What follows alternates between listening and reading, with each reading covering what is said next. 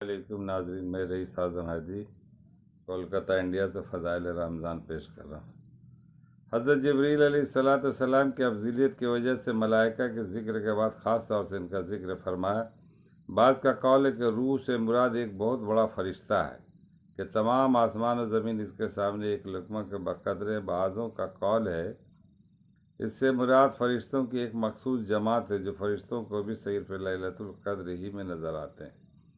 چوتھا قول یہ ہے کہ اللہ کی کوئی مخصوص مخلوق ہے جو کھاتے پیتے ہیں مگر نہ فرشتے ہیں نہ انسان ہے۔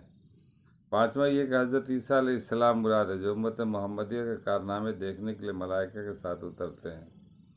چھٹا قول یہ ہے کہ اللہ تعالیٰ کی خاص رحمت یعنی اس رات میں ملائکہ نازل ہوتے ہیں اور ان کے بعد میری رحمت خاص نازل ہوتی ہے۔ ان کے علاوہ اور بھی چند اقوال ہیں مگر مشہور قول پہلا ہی سنن بیہقی میں حضرت انس رضی اللہ تعالیٰ عنہ کے واسطے سے نبی کریم صلی اللہ علیہ وسلم کا ارشاد منقول ہے کہ شب قدر میں حضرت جبریل علیہ السلام فرشتوں کے ایک گروہ کے ساتھ اترتے ہیں اور جس شخص کو ذکر وغیرہ میں مشغول دیکھتے ہیں اس کے لیے رحمت کی دعا کرتے ہیں۔ بِإِذْنِ رَبِّي مِنْ كُلِّ أَمْرٍ، اپنے پروردگار کے حکم سے یہ ہر امر خیر کو لے کر زمین کی طرف اترتے۔ مظاہر حق میں لکھا ہے کہ اسی رات میں ملائکے کی پیدائش ہوئی اور اسی رات میں آدم کا مادہ جمع ہونا شروع ہوا۔ اسی رات میں جنت میں درخت لگائے گا اور دعا وغیرہ کا قبول ہونا تو بکثرت روایت میں وارد ہے۔ در منشور کی ایک روایت میں ہے کہ اسی رات میں حضرت عیسیٰ علیہ السلام آسمان پر اٹھائے گئے اور اسی رات میں بنی اسرائیل کی توبہ قبولی۔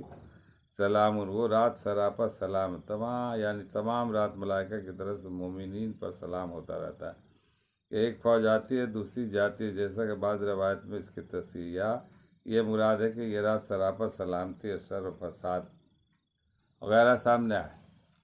یہ حتیٰ مطلع الفجر، وہ رات انہی برکات کے ساتھ تمام رات طلوع فجر تک رہتی ہے۔ یہ نہیں کہ رات کے کسی خاص حصہ میں برکت اور کسی میں نہ ہو، بلکہ صبح ہونے تک ان برکات کا ظہور ہوتا ہے۔ اس سورہ شریفہ کے ذکر کے بعد کہ خود اللہ جل جلالہ کلام پاک میں اس رات کی کئی نوع کی فضیلت ارشاد فرمائے گئے، حدیث کے ذکر کی ضرورت نہیں رہتی، لیکن احادیث میں اس کی فضیلت اکثریت وارد ہے۔ ان میں سے چند احادیث ذکر کی جاتی ہے۔